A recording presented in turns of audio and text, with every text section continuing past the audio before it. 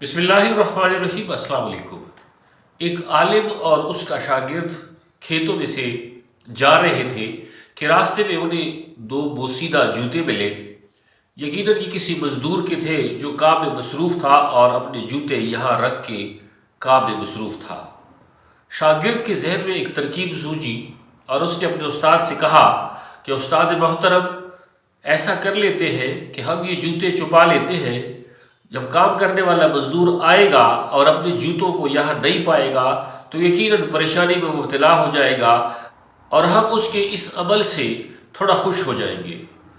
استاد محترم نے کہا کہ بیٹا، یہ ہرگز ایک اچھی عادت نہیں ہے، کیونکہ اپنے دل کی خوشیوں کو کسی کی پریشانیوں سے وابستہ کر لینا ایک کبھی حرکت ہے، بلکہ اللہ نے آپ کے اوپر جو مہربانی کی ہے، آپ اگر ایسے کرو کہ آپ کے پاس جیب میں جو سکے ہیں ان میں سے کچھ سکے ان جوتوں میں رکھ دو، اور پھر ہم چھپ کے دیکھتے ہیں کہ مزدور آ کے جب یہ سکے دیکھے گا تو وہ کیا حرکت کرتا ہے۔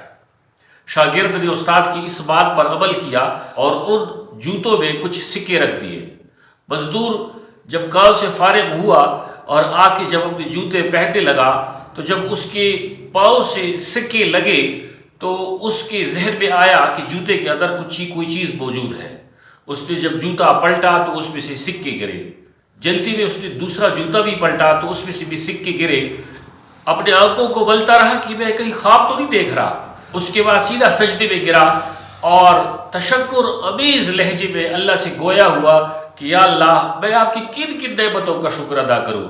آج میری بیوی شدید بیمار تھی، آپ نے اس کی دوائی کا بندوبست بھی کر دیا اور ساتھ میں میرے لیے کچھ راشن کا بندوبست بھی کر لیا۔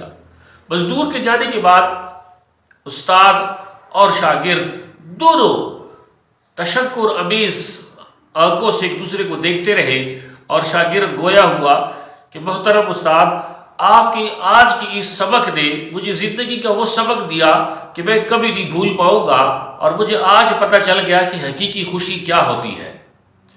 استاد محترم نے کہا کہ بیٹا، اللہ نے آپ کے اوپر احسان کیا ہے، اگر آپ کسی اور کے ساتھ احسان کرو تو اس سے اللہ کے ہاں آپ کا مقام بڑھ جاتا ہے، اور ضروری نہیں کہ آپ کسی کو نقد رقم دو تو اس سے کسی کو آپ کو خوشی عطا ہو یا کسی اور کو خوشی عطا ہو، بلکہ کسی کو معاف کر دینا بھی ایک عطا ہے، کسی کے ساتھ اچھے بول لینا بھی عطا ہے، کسی بہن بھائی کی غیر موجودگی میں اس کی عزت رکھ لینا بھی ایک عطا ہے۔